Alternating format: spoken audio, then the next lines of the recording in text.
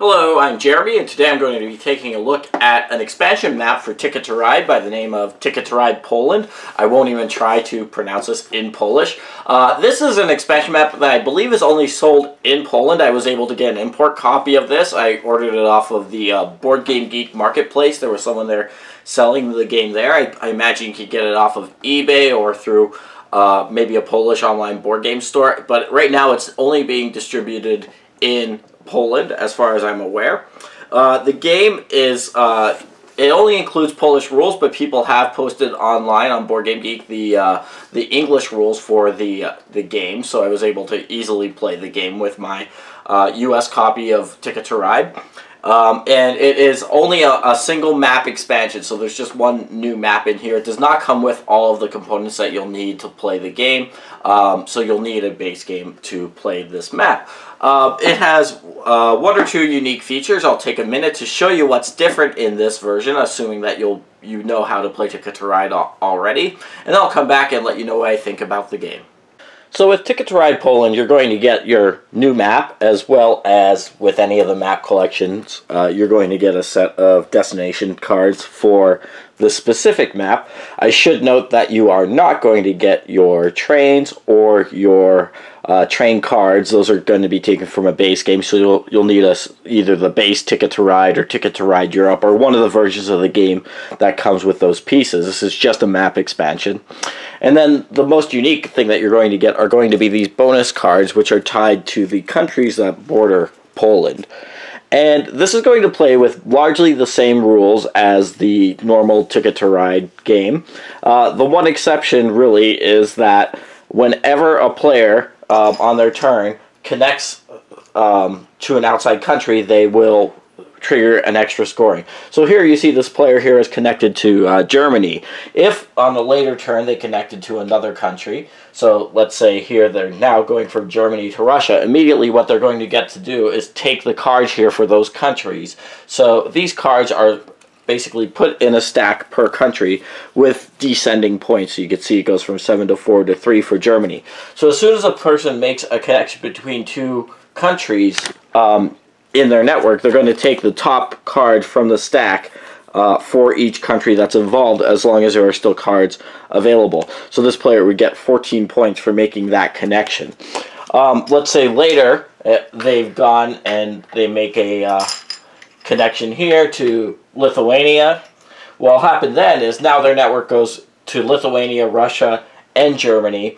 So they will take the Lithuania card, there's only one of those, the Russia card, and the Germany card. So they'll get the next available card in the stack here. So now they've got another 4, 4, 3, so another 10 points for doing that. So over the course of the game, as multiple players are doing this, those cards are going to be depleting, and that source of bonus points is going to eventually become depleted. But if one person is able to keep doing this over the course of the game, they could rack up a lot of points. So otherwise, I would say that this plays by normal rules. It does play from 2 to 4 players. I'll note that most of the routes here are relatively small, so it's more like the Switzerland map than one of the bigger maps. There's only a few large routes to be found on this map. So there's, I think, 1-5 right here, and otherwise it's usually you're doing tight routes, so it's a quicker game. So that is pretty much how you're going to be playing the Ticket to Ride Poland map. Alright, so that is Ticket to Ride Poland, and this is, I think, a pretty standard Ticket to Ride expansion map in that it just simply adds one twist on the formula. And I'm a big fan of Ticket to Ride, so I'm happy to just play what's largely the same game on a new map that, you know, gives me new routes to puzzle out, and then just adds in that one little twist. And here the twist of those external countries providing those one-off scoring cards, or those repeating scoring cards, I guess, if you keep scoring them, does change the way that you play the game a little bit. It makes it a little bit more interactive, because having played this now several times, if one player is allowed to keep getting those points and other players aren't competing for them, that player is going to blow away other players. You could easily get, 50, 60 points if you're the only player worried about those countries. So it does require a little bit of a change in your strategy. You're going to still want to pay attention to the destination cards that you've gotten, as you would in a normal Ticket to Ride, but you really want to prioritize getting some of those external country cards, because those points are going to go down over the course of the game, whereas the ticket cards, or the destination cards that you get, are going to stay the same throughout the game. So you kind of have to worry about those a little bit while you're completing your routes, but get those high point values while they're still available for connecting to other countries. So it does force you to change your strategy, which is what you would want a map expansion for Ticket to Ride to do. The other thing that I'll note is that, it's a 2 to 4 player only map, so you can't play with 5 players.